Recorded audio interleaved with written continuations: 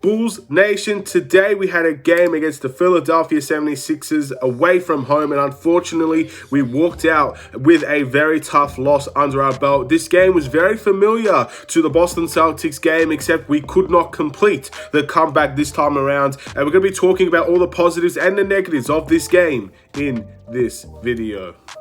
Let's do it.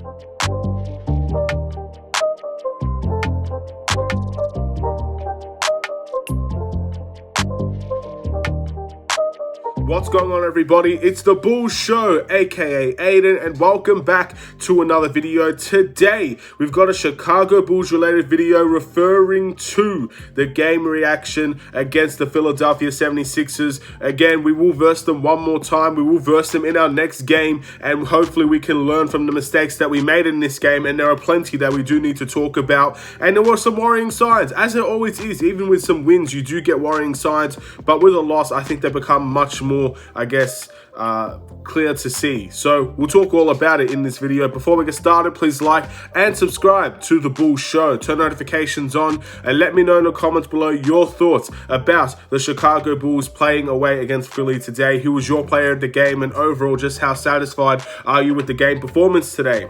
We lost this game 103-98. Overall, we were very, willing to fight back in this game. Obviously, we went down by 15 a couple of times in this game, and we ended up fighting back, which is great to see. Obviously, you don't want to see your team give up, and that's something that, out of all the things you could question about the Bulls today, the Bulls not giving up is something I can't question it. They never gave up. They kept on fighting, and that's always a positive to see. Even if you're not playing well, even if you are down big, you cannot see your team give up. The bench needs to step up in energy, and the starters need to provide. And although we came close, we came really close at one stage, it just wasn't our night tonight.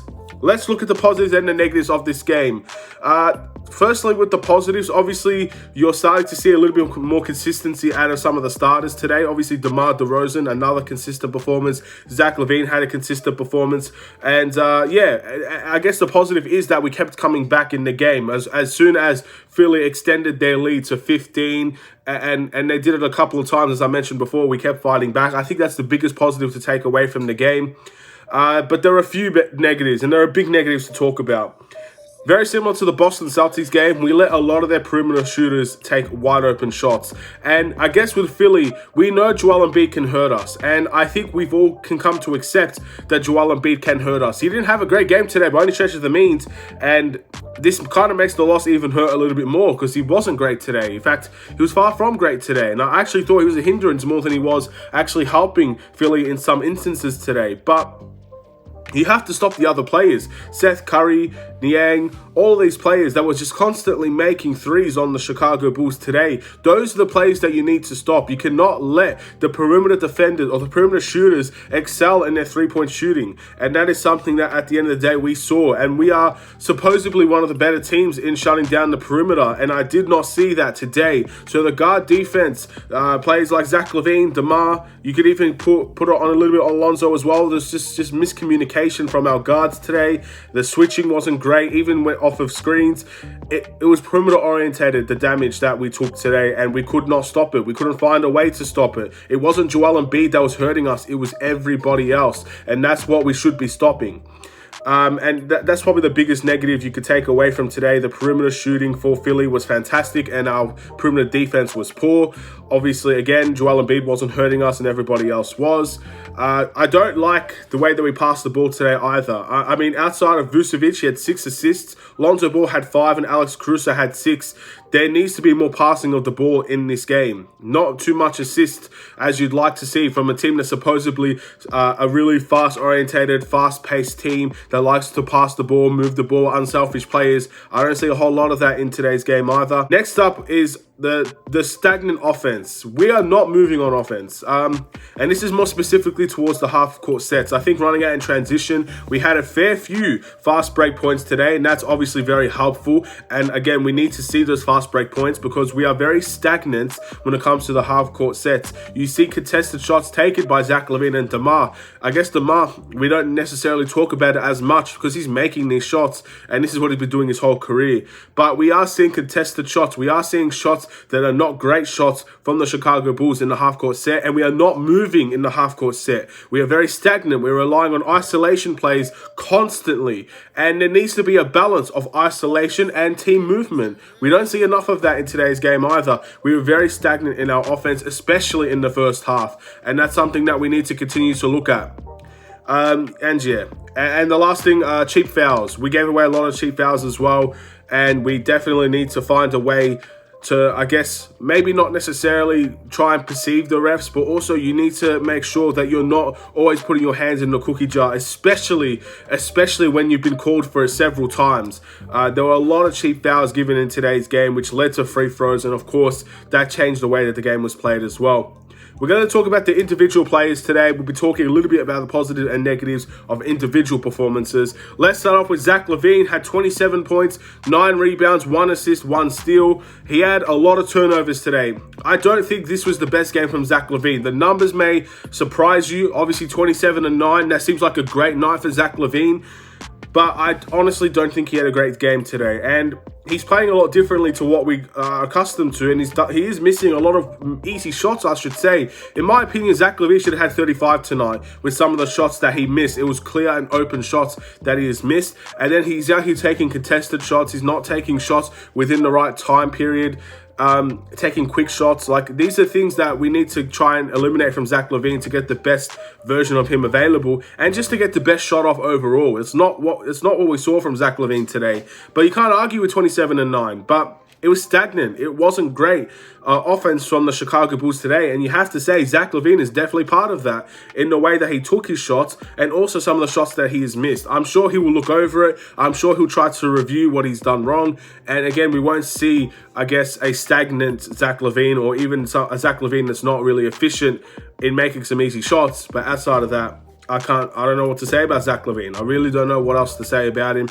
You can't argue with 27 and 9. I don't know what his efficiency was, but yeah, we just have to take it on the chin, aren't we? DeMar DeRozan, 37 points, 10 rebounds, 1 assist and 1 steal. I guess the biggest issue I have with both of these players as well, the assist numbers are 1 each. When you have your starting 5, and again, these players got double teamed today as well. It's not like they were isolation all the time, one-on-one. Both these players had double teams presented to them. And to have an equal of 2 assists in the game is, in my opinion, unacceptable.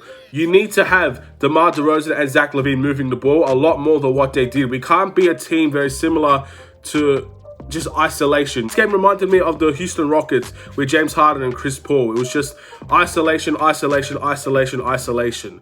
And it's great to have an isolation player on your team. It's great that you're able to break down an opponent one-on-one, and it's fantastic to watch at times. And DeMar is fantastic so far this season, and this is a really great game from him as well, don't get me wrong.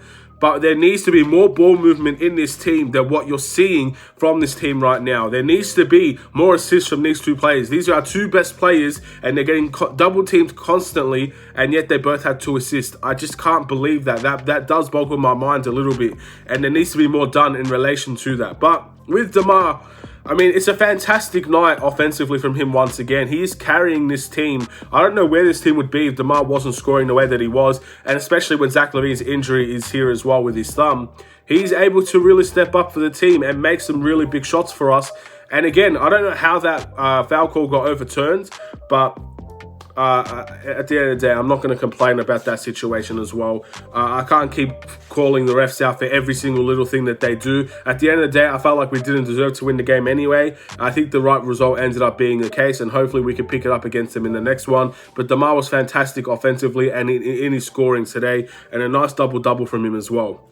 Vucevic had 4 points, 10 rebounds, 6 assists. I think statistically for Vucevic, this is his worst. I think the commentator said this. This is his worst offensive game from 2 years. So in 2 years, Vucevic had his worst offensive game today against the Philadelphia 76ers. And It goes down to two things in my opinion. Vucevic is really lacking confidence right now, and I think that's very obvious because he was very reluctant to take shots in the game.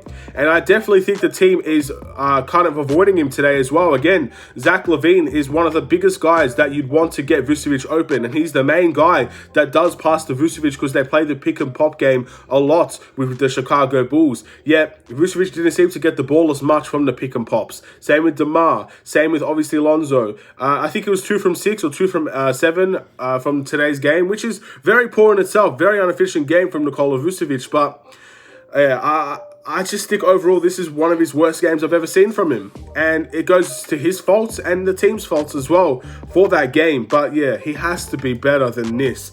If this is how we're going to consistently see Nikola Vucevic, then there are worrying signs in terms of his future on the team. I'm not going to be demanding a trade. I'm not at that stage yet. And I really hope Vucevic can turn it around. But, 8 games in now? He's not had a good start to the season by any stretch of the means. And I think he definitely needs to have better games than this. And hopefully he takes this game personally and he can fight back and show his class offensively in the next game. Defensively, I don't expect anything less from Vucevic, to be honest. We know his defensive liabilities.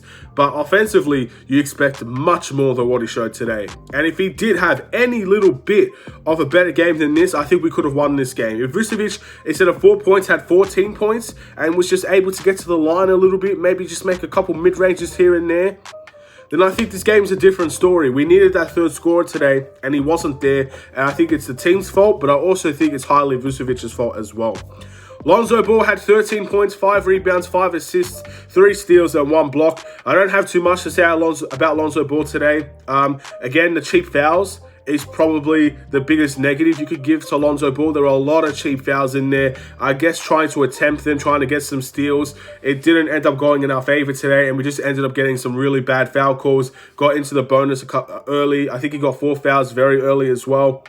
And it just wasn't a really good game in terms of reaching for Lonzo Ball. Defensively, though, he got 3 steals. He got a block. We all know Lonzo Ball defensively is going to be there. Got some really nice fast break plays. He got an alley-oop. He got a pass to Caruso for an easy layup. He was a good highlight player today.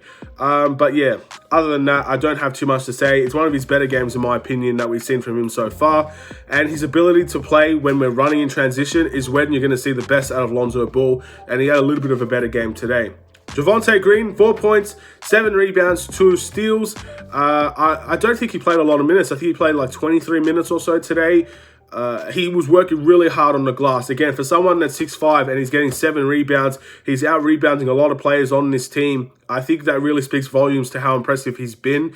And overall, I just really want to talk about Javonte Green in a way that he is our starter now. Like, this guy is a starter on this team and he needs to be treated as such. I know many people will look for replacements and whatnot, and until that happens, Javonte Green's the starter and he's still bringing the energy, which is a positive sign. I think he needs to be more involved in our offense. I think 23 minutes and 4 points, you're getting Patrick Williams vibes from the start of the season. But again, he is the 5th option, so I can understand him not getting, over 10 points or whatnot.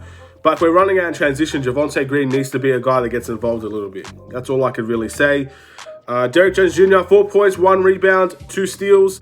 With Derrick Jones Jr., there's not really too much else I could say that I haven't said already. I thought he was impressive in his last 2 games. I think this game is a little bit of a weaker game. 2 steals is great. I believe he got a block. I don't know why the block stat wasn't shown, but I definitely felt like he got a block in this game. Nevertheless, it is what it is and we have to move on. I think the bench scoring in general was woeful for this team. Let's discuss it. Alex Caruso had 6 points, 3 rebounds, 6 assists, 2 steals. A solid game overall from Alex Caruso. That's all I could really say. Not his best game, not his worst game. It's just consistent. Consistency defensively. Ended up getting good steals. Playmaking was there. It's a really solid game from Caruso. Ayo only had 3 points. And Tony Bradley only had 2 rebounds and a block today. So, let's look at the bench points. Derrick Jones Jr., 4 points. Alex Caruso, 6 points. That's 10 points in total. Ayo had 3 points. 13 bench scoring points. Philadelphia had more than double that. And again, you have to make sure that other players don't beat you. Our bench needs another scorer. And this is why so many people, for anyone that's saying trade Kobe White, the only way we trade Kobe White is to get another good bench scorer because we don't have one. We do not have a good bench scorer on this team consistency-wise. We do not have great bench scoring. We had a fantastic bench scoring night against the Boston Celtics, 36 points as a bench. And then we go down to, 13 points today. That, again, it just speaks volumes to this team. We need to see much more bench scoring in the team. It's as simple as that. And we didn't see great numbers from them tonight either. And I want to talk about Tony Bradley a little bit because I know he had 2 rebounds and 1 block, but he had the highest plus-minus again as well, which leads me to another decision from the coaching staff that I want to talk about. Vucevic had his worst offensive game of the season. He wasn't great defensively either today. Of course, Joel Embiid wasn't having a great game, so I can understand Vucevic finishing the game. But I don't think Vucevic should have finished this game. I think Tony Bradley should have finished this game in the last 5 minutes. I think we needed the defense more than we needed his offense because he wasn't providing anything offensively outside of 1 assist to Lonzo Ball. Outside of that, no offense from Vucevic provided. And his defense is a liability on the team. So in my opinion, if he's not providing his offense, he's not really showing much defensively, Vucevic, he should not have finished the game. I really 100% believe Tony Bradley should have finished this game. And I think I don't know if we win the game. Obviously, if this did happen and we lost, I think many people would say, where was Vucevic? But at this point in time, I really feel like Tony Bradley should have finished that game. He had the highest plus-minus. Obviously, when he was on the court, things were getting done out there on the court. So, yeah, plus-minus isn't everything. I can understand that, but that is something to look into. If Vucevic is having his worst offensive game of his life, then we might have not wanted to see him finish this game. And I don't think it was the right call to make him finish this game. Nevertheless, the must improve obviously speaks for itself there with Nikola Vucevic. Yeah, it definitely speaks for itself. I mean, I don't know what to say in relation to him. I'm kind of stunned because offensively, even though he's not efficient, even though he hasn't been efficient all season, I expect more than that. I really, really do. I mean, 6 assists is fine for a center. It's great for a center, actually. But he needs to be our third scorer. He's our third option.